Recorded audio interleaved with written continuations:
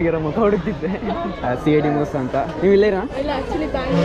ಬ್ಯಾಂಗ್ಳೂರಾ? So if you don't mind ತೆಗಿ ಹೋದ ನಮ್ಮದು. Sure okay yes thank you.